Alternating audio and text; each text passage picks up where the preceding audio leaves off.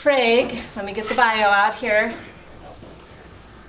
Craig is the founder of a digital marketing company called Classy Brain, and it's based in Colorado. He's been working in digital marketing since 2009, focusing primarily on local SEO. He is a product expert for Google My Business, a local search expert on Local Search Forum, and a moderator at Local U. You can find him on Twitter or at the Local Search Forum. So with that, I give it up for Craig. Come on up, Craig. Hey, everybody. Thank you very much for the introduction. It's very nice to be at 1 Million Cups. I've heard a lot about this organization, and I'm a big fan because it's full of my favorite people, entrepreneurs, and you guys all understand the struggle, right? How difficult entrepreneurship is, it can be, and I really wanted to use my time today just to be helpful. And I was thinking a lot about, how can I be helpful, and I know a lot about what I hope can benefit every single person in this room, which is digital marketing. I know a lot about Google Maps. So if you have any questions about Google My Business, how do I rank for search engine optimization, like for certain keyword phrases online, definitely feel free to ask. I just came back from a conference in Denver where we had the best digital marketers in the entire world for local SEO specifically. It was called Local U. We had people from Google there. And so I'm fresh with a lot of information, a lot of ideas. So if you guys have any questions, like I said, I'd encourage you to ask me questions of that nature. But in regards to my entrepreneurship journey, I started local SEO, as I was introduced back in 2009, and I read 2 books, at the time. The first book was Thomas Friedman's The World is Flat. Has anybody here heard of that? Kind of an older one. And Thomas Friedman, he's a columnist for USA Today, I believe, and he wrote this book basically talking about globalization, how the internet was going to level the playing field, because it's so weird we live in this world now, but there was a time when the search engines were in competition with each other. People were using Bing back then, right? And it was very interesting because, to me, it kind of changed my way of thinking. Like, internet was going to become very important, right? And so the second book that I bought was a search engine optimization book, which was like a top 40 how to optimize your website. Back then it was very spammy. The algorithm, Google's algorithm specifically, relied a lot on keyword density ratios and something called anchor text diversification ratios. But it was very manipulatable. And so people saw that. I kind of got out of it for a little bit. And it's interesting that we're in this room because the first company that I actually ever started was a company called Black Hills Dailies. So in thinking about the internet, thinking about, how can I get people on the internet to pay money for a product or service, remember the deal-a-day things, right? Like with Groupon and Living Social. So I wanted to create one here in the Black Hills called Black Hills Dailies. And it failed absolutely miserably because I didn't know this at the time, but the Rapid City Journal is also hurting for money as well, right? So they're thinking how do we supplement, this is on Facebook Live, right? Sorry, Rapid City Journal, say that. But Rapid City Journal, and this is happening in newspapers across the country, right? Gannett, especially, having just sold, they own the USA Today. People just aren't buying these, old media publications anymore, and so to supplement their income, they're looking for these different methods as well. So I ended up being in competition with the Rapid City Journal. They ended up winning that one, right? And so I went on to my next idea, and this was one that actually took off, and it actually started in this room. It was called Canvas and Corks, and it was a wine and painting business, right? And Jessica Gerlach eventually took over, and it became Canvas to Paint on the corner there. She owns mostly chocolates on 8th Street. She did an amazing job, with it. Really super happy about that. But my journey took me to Colorado. So after starting that, kind of getting it going, I ended up moving to Colorado, and that's when I got back into digital marketing. And so that's where I've been, and it's been an incredible journey because digital marketing has really taken off. I mean, it's very important, hopefully important to kind of everybody in this room. These terms kind of, SEO and Facebook marketing, things like that. These are things that, like I said, it's just the world that we live in. And so what I was hoping to do, like I said, is just kind of take some of the things that I've learned and apply them to kind of each one of your individual businesses and help you guys out in that capacity. So I started a company called Classy Brain, and Classy Brain focuses on 3 things. We focus on local SEO, Google Ads, and Facebook ads for local business. We turn online traffic into in-person customers.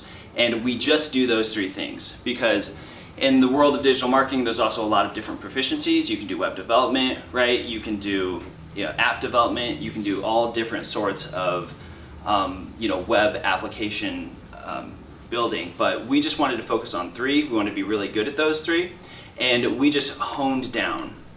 And that's, as she said, my credentials. That's why, we partnered with other people in digital marketing who do, like I said, local SEO, local U, local search forum, etc. So anyway, in starting Classy Brain, learned all of these other digital marketing tricks. I wanted to kind of apply those and put myself in the shoes of an entrepreneur again.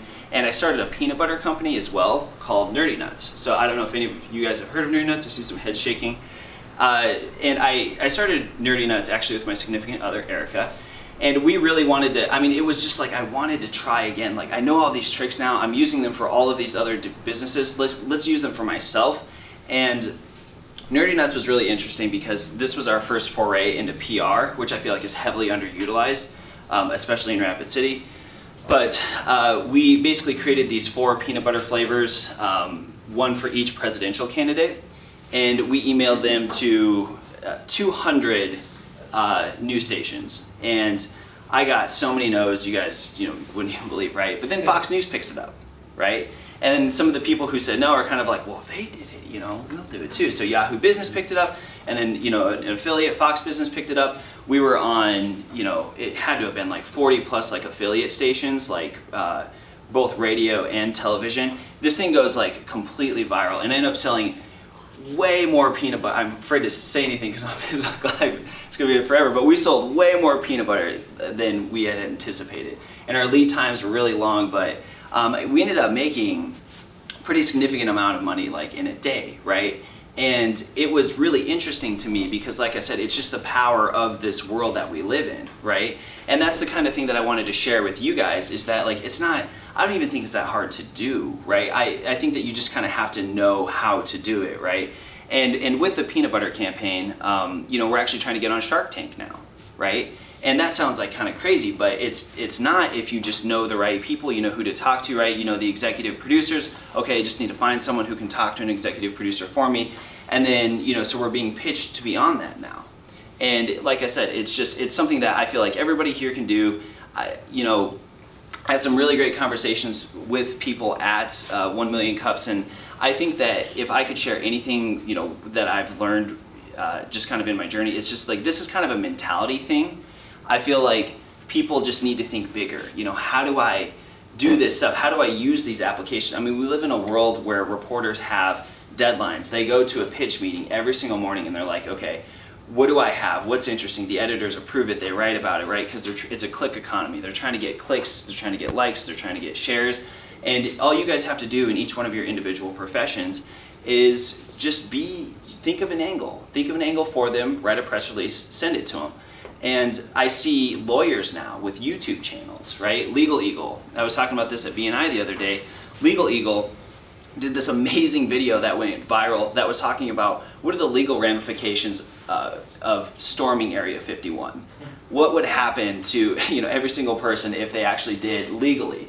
That's interesting, right? And that's, like I said, it's not hard to do. It's just a guy who got a camera just like this, sat in front of it, thought of an interesting topic, and just started talking about it. There's like an editing process involved, but like I would argue that cameras anymore, even on your phone, like the iPhone 11 that came out has 3 cameras on it, you have just such amazing video quality on that phone anymore, such great editing tools that this stuff, like I said, it's so easy to do, it's so accessible.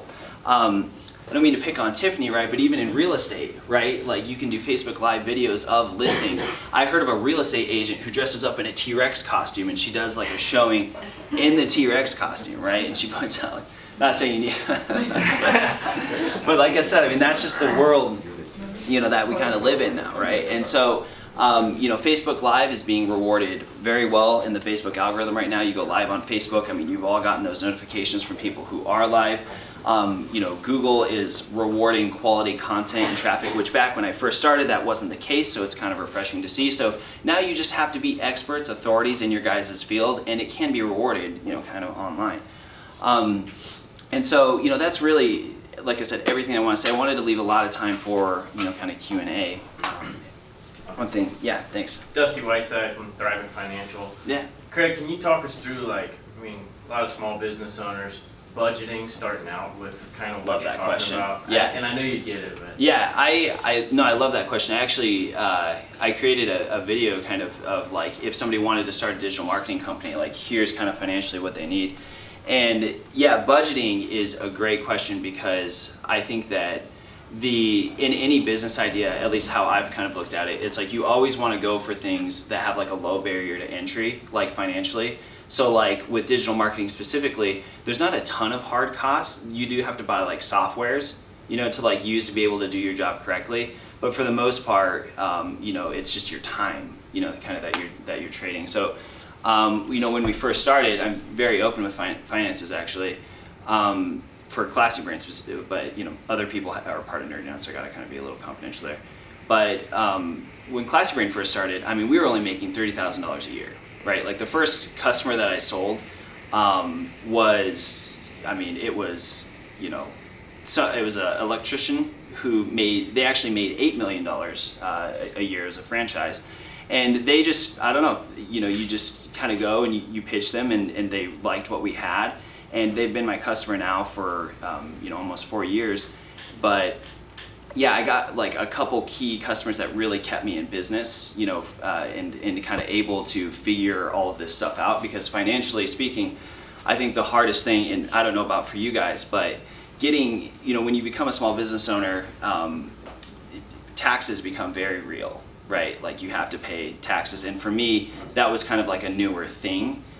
Being able, because you get paid this money and like actually like setting it aside and saying like, okay, this is just, we're using this for payroll and we're using this for quarterlies, things like that. That was, like I said, kind of a newer thing that I had to get used to. Obviously it's very easy now, but it takes a while. It takes, like I said, there's a period of adjustment there. And that's kind of how I look at it though, just like I said, to answer your question is like, if I'm looking at investing in, or like in another company, or if I'm looking at actually, starting something on my own, it's always like, what are the costs? And the exact numbers that I use are the ×3 number. So like whatever, for example, for Nerdy Nuts, it's cost of goods manufactured. So how much does it cost to actually make 1 jar of peanut butter? We have the industry standard is a ×3 multiplier. And then I actually, when you become scalable, because everybody's obsessed with that word now, like scale and growth hacking, but you usually try to shoot for a 6 to 8 times multiplier there. So that's when things really start to take off.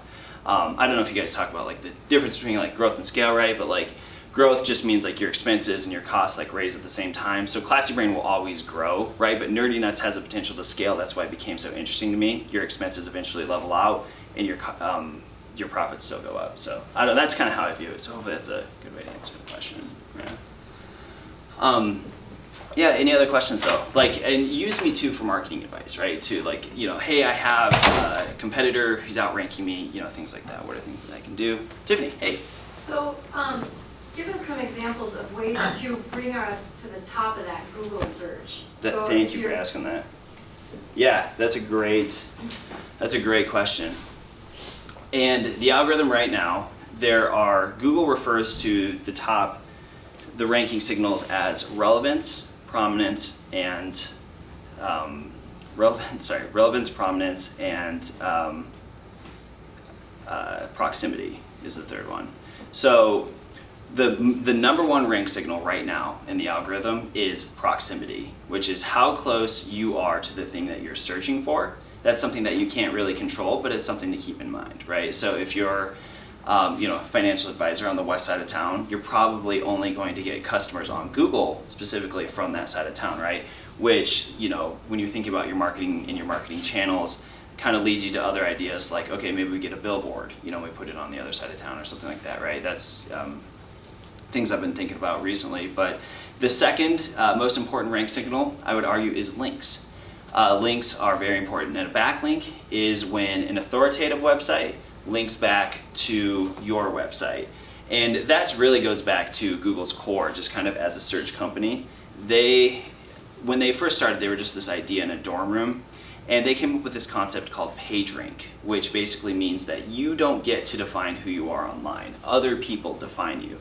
So if you say you're a real estate agent, having authoritative links like the Rapid City Journal or Remax like linking to you saying that you're a real estate agent, that is rewarded, and that's a more trustworthy rank signal in Google's eyes than you just creating a website and saying that you're that. So links are a heavy mover as well. And the third thing is, I would say, probably content. Creating good content, doing things like looking at what's currently ranking, like what are your competitors doing, creating content ideas that are similar to that. That's a really good idea as well. And then I would add a fourth now, reviews. Google My Business reviews specifically. Google can crawl those reviews, it can scrape them, it can look at the keywords within the reviews. It does something now called content vectoring, which I don't want to get too in the weeds with that, but it basically means it's looking at how close a word is to the word next to it, right? So like if you're writing about financial, being a financial advisor, right? If you're using a bunch of phrases that financial advisors use, it can understand that now. So, like I said, it's getting very good at understanding kind of content. So those are the top rank signals right now. How close you are to the person who's searching, links, content, and reviews. Yes? Hey, I'm Natalie Slack with Sport Creative, and when you talk about reviews, do you have any ability within your company, because this is something I get asked a lot, Sure. to mediate negative reviews on Google specifically, or is Yeah. there a way to address that? One of my mentors is Mike Blumenthal, who owns this company called GatherUp. And GatherUp is really interesting because back April 14th of 2018, Google stopped doing, so you used to be able to, back in the golden age of review acclamation, you could get these war chests of reviews. You could do something called review gating, which you could basically send out a request for review. It's something called an NPS score, which is a score of 1 through 10, right? And if somebody answered like an 8, you could say, oh, please leave your feedback, right? And if it was an 8 or below, you could keep that feedback internal, right? But if it was a 9 or a 10, then you could send them a link to Google, right? So it was a closed circuit review software where like if it was an 8, they'd get stuck in this loop where you still get that feedback, but it wouldn't be online. But April 14th of last year, it was kind of this big thing because these companies, a lot of these like multi-million-dollar companies had to shift literally overnight into this new world. And you couldn't do that anymore. So nowadays though, what's interesting is that Mike B was telling me, I was in Denver last week for our local U conference, and he was telling me that when Google changed things, the average review online, because he has hundreds of thousands of reviews, like millions of reviews actually probably in his database, he said the average aggregate score went from a 4.6 to a 4.59. So it actually didn't even go down. So if you really make somebody mad, turns out they're just going to they're just going to kind of air it out online anyway, unfortunately. And so, the mitigative process that you used to be able to do, you can't anymore.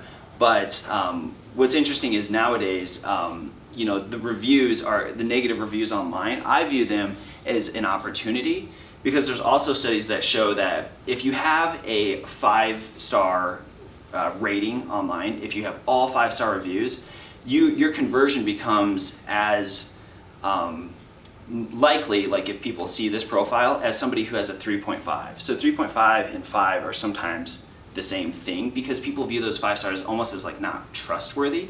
So having a negative experience, which everybody has, like in every industry, everybody has a customer that is, they're going to have a negative experience, they're going to leave an online review. That's an opportunity to actually just respond to it in a positive way.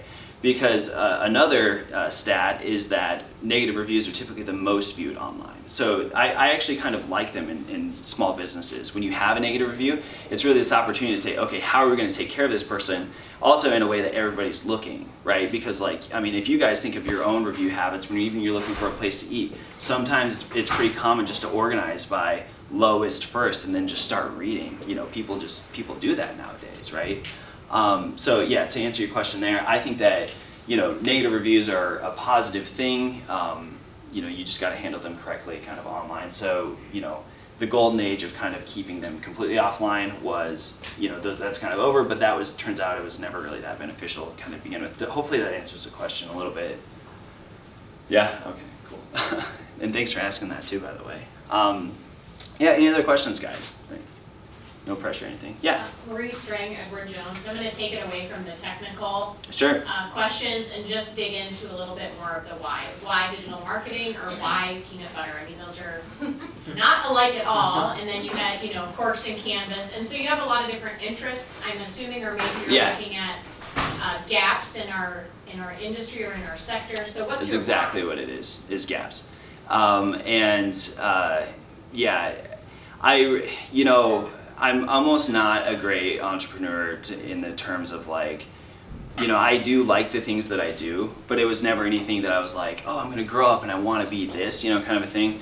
So the passion is kind of in check there a little bit, and I really just look at where, I don't even know if I should be sharing this, right? But I just look at what makes the most money, what's going to make the most money. I really look at it like that. Digital marketing, like I said, back in 2009, I kind of got this inkling that it was going to work. That was reaffirmed, you know, when I started, and so that's why I got into digital marketing. It wasn't just like, oh, you know, I want to. I mean, you do want to help people, right? That is like kind of a plus, but I mean, I wouldn't be in digital marketing if it wasn't as in demand right now. You wouldn't even see me. And with peanut butter, it was the same thing. Everybody was doing these like health peanut butters. Everybody's into keto, like, you know, everybody's into like, you know, the gluten-free stuff. And so I saw all these peanut butters being made for this like health reason. And, you know, Erica and we were just trying to decide, like, nobody's really focusing on families.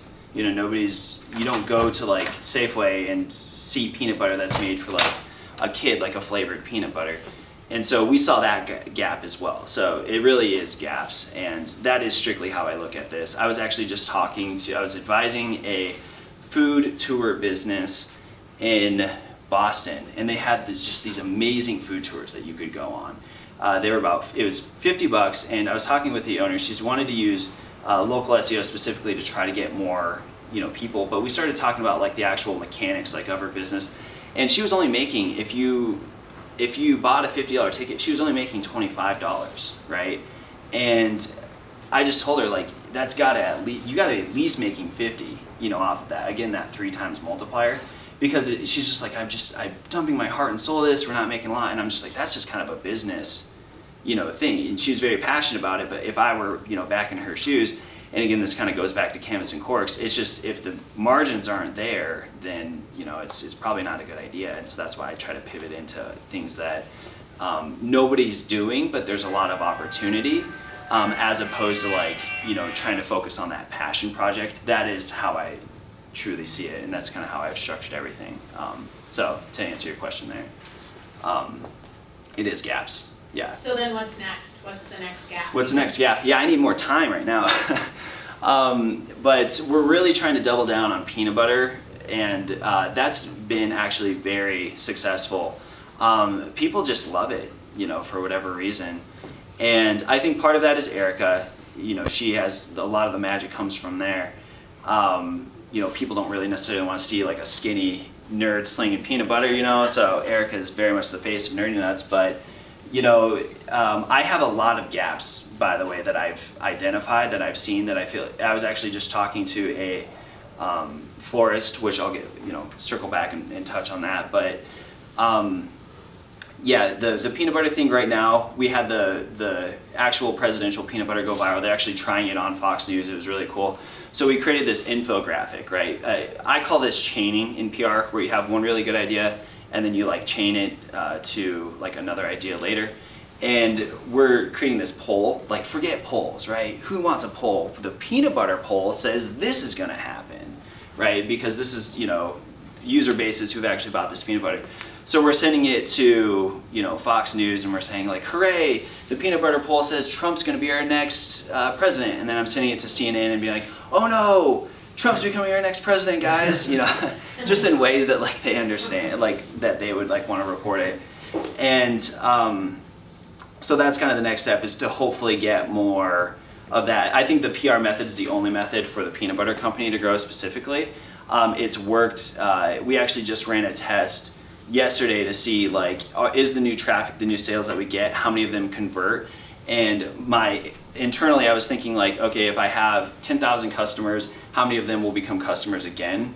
And I needed that number to be 10% for it to, like, in my opinion, be sustainable and like truly scalable, right? Because the numbers for creating like companies are not good. I mean, I've had investors tell me that like a company like yours, you have like a 1 in 10 chance of like actually being, I mean, that's like nothing, you know, that's not a good, you know, it's hard to, you know, but again, it's not the primary income driver, you know, for me. It's just kind of this experiment, so it's like, why not, let's give it a shot. But so we sent out emails just to see like how many people would come back, and right now with one email sent, we got about 3% of people, which is good, because if I send that email 4 times again, you know, hopefully it'd be about 10% over the course of the month. Because you don't just send your email list when you're doing like products once. I mean, you guys have all been signed up for email lists, you know that they send multiple. So 3% was actually a very good number for us. And so,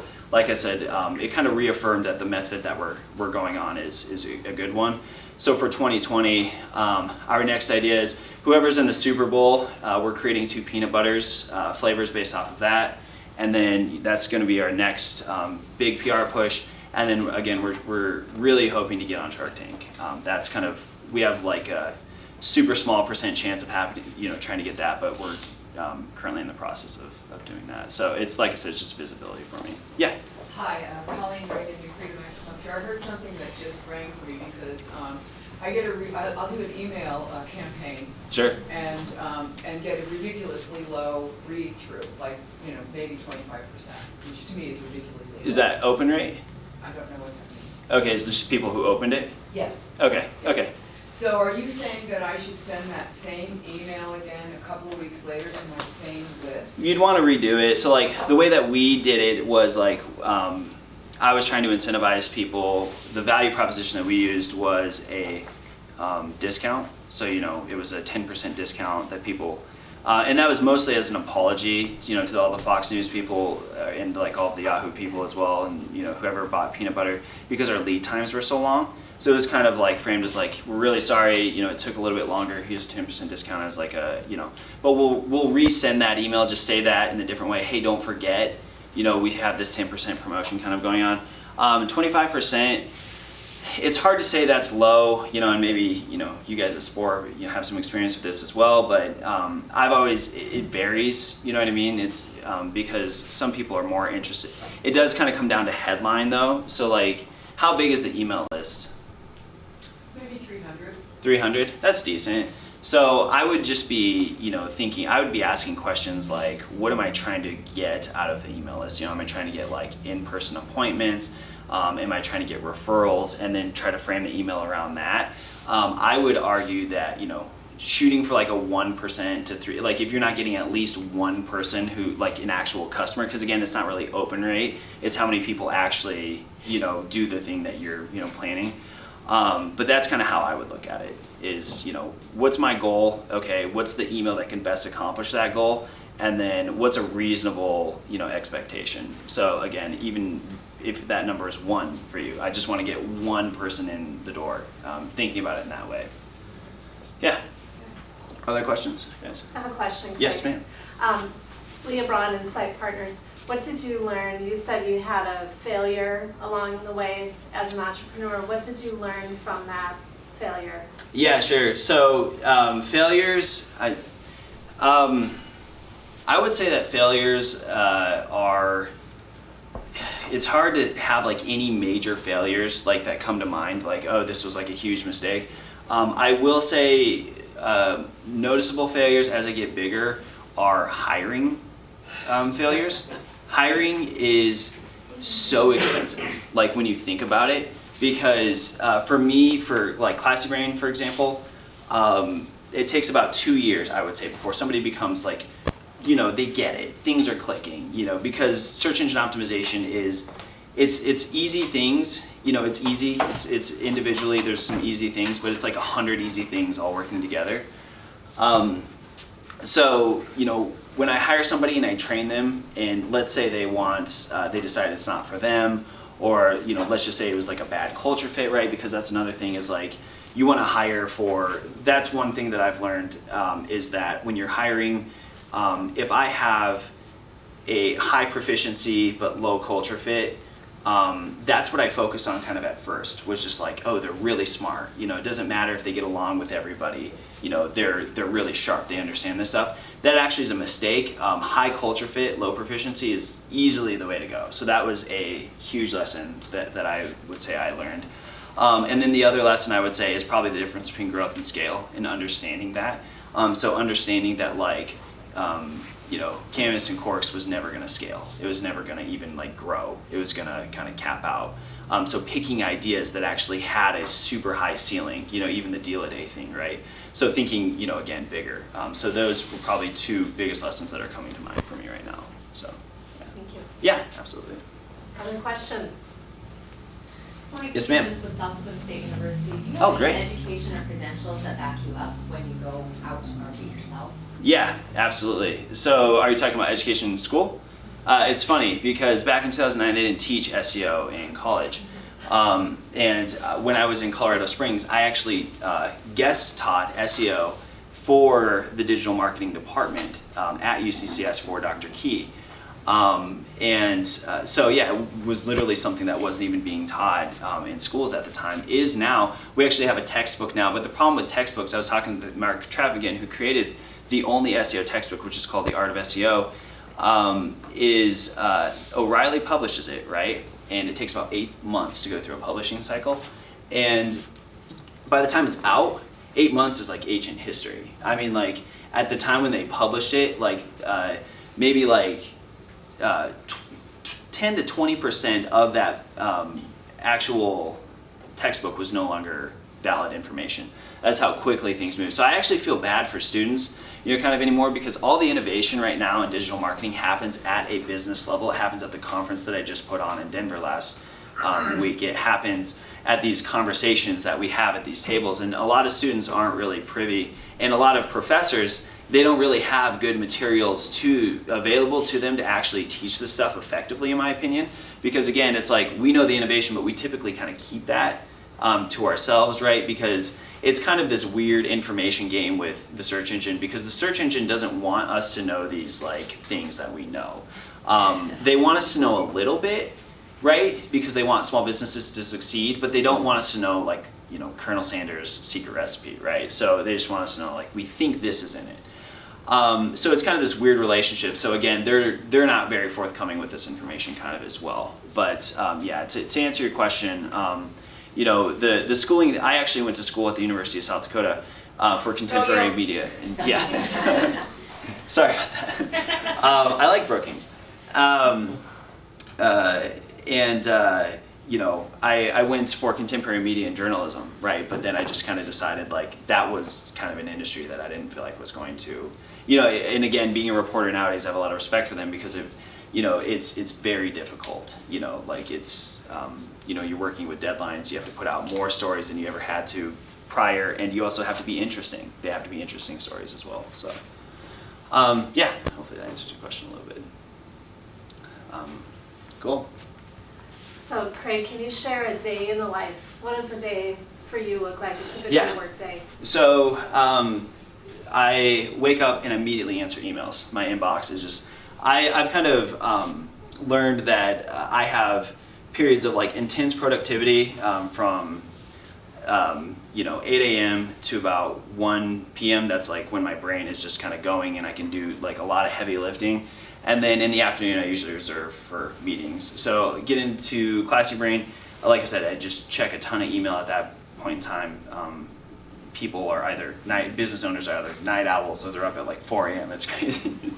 And I will, like I said, I'll do that typically, and then we have, you know, I'll check Asana, which is our project management system. I plan everything that I want to do the next morning, the night before, and I'll just go through and I'll start working through that list, you know, answering phone calls as they kind of come in. I do get a lot of phone calls as well. Then, like I said, at 1 p.m., I typically am just in meetings for the rest of the day until 5. And then being an entrepreneur, you take this work home with you. So I do try to have family time from, you know, 5 to 7. I'll put my kid, I have a 4-year-old Jackson, and he'll go to bed at that time. And then usually from 8 to 10, I'm kind of either reading. That's when I like to read. Right now I'm reading this book called Atomic Habits. And that's the other thing too, is like being in digital marketing, for whatever reason, like people give me books. Like they're just like, you gotta read this, you gotta read this. I typically do, but I have a pretty long reading list, so I'll usually try to knock that out at that point in time. And yeah, so right now, like I said, I'm reading the book Atomic Habits, and then just repeat the process. And then, I mean, it's already Wednesday now. It's kind of crazy when you get into like a routine. I'm like, wow, I can't even believe, where did Monday and Tuesday go? You know, I always, every time I feel like I'm at like a family reunion, I'll talk to like an older uncle. He'll be like, it flies by, man. Like the 30s, 40s, and 50s, it goes. And I'm like, I kind of see it, because I'm like, oh my gosh, like my kid's 4 already. Like it's just kind of crazy. So, but yeah, that's kind of the schedule. It's probably, yeah, about 10 hours, I would say, a day. But it's not, you just kind of get used to it. You know, you kind of get in the flow of it. And then there's weekends as well. You know, I'm in the office for a couple hours on the weekend too. So, yeah. Deanna Becket, character coach, threefold. Maybe getting back to the tech part of it. Who controls SEO? I mean, is it Google? And is Google leading the future? Or are there up-and-coming companies? Yeah. I would say leading? Google is so ahead that the United States government is trying to figure out how to break them up, right? I was talking with Allison from Google last week, and we were talking about the antitrust things that are kind of going on Capitol Hill right now. And yet Google has such a monopoly, guys. They are so far ahead. Bing is, you know, building a search engine is so hard. I can't stress that. So for me even to say like Bing's a distant second, it's like they still built this amazing tool. It's an amazing product and it works, but just market share, like 90% of people right now, I believe, like the last stat that I looked, are using Google. So, you know, typically optimizing websites for Google is just kind of how we think anymore, like in this industry. And the other side of that too is I would say that the way that information retrieval specifically works, because that's kind of what search engine optimization is information retrieval, is it's divided into 3 different categories. It's crawling, indexing, and then scoring. And so when you're positioning a website, you have these things called scoring signals that you'll optimize the website for. So your website will be crawled. Google will like discover, oh, this is a website, and then they'll actually put it in their index, which is like a giant library. This is a way oversimplified version of this, by the way, too. So, but I had to preface that because this is online forever now. But and then when it's in the index, they actually score it, right? And they score it on a variety of different criteria. And there's actually we're finding out that they're scoring it differently depending on the query that people actually type in. So if it's like if it's like a buy query, or if it's like a local query or an informational query, they have different scoring signals that they'll use. So rank's actually like a pretty complicated thing. That's why it's so useful just to focus on like rank signals for the local market.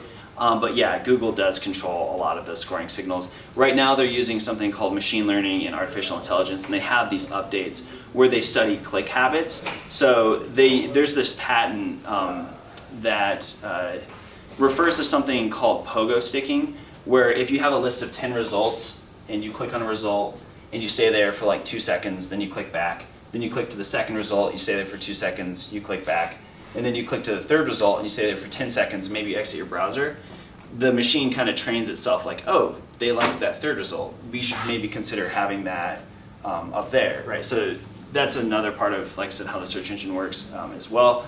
And so yeah, it's in a constant state of flux. Once Google gets all that information, all that click data, they'll typically run it through their algorithm. They'll say, okay, train these types of results on this. So that's a lot of the updates that we're seeing, we think, are based around this like ML AI kind of, sorry if I see a lot of glazed looks, I'm sorry. you know, the technical side of it is kind of boring sometimes, but it's, like I said, that's just kind of the world that we live in. Google's very far ahead in coming up with that kind of thing.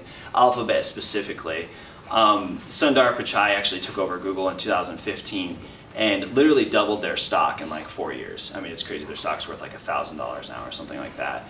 And so, you know, they're in a very distant first place. And like I said, so much so that the United States government's trying to figure out, like, okay, how do we even like break this up? Because, you know, you guys have a monopoly. And they absolutely do. So it's very interesting. But yeah, hopefully that answers your question. So yeah, other questions, guys? Time for one last question, Yep. if anybody has one. Okay, if not, let's Cool. give it up for Craig. Thank you.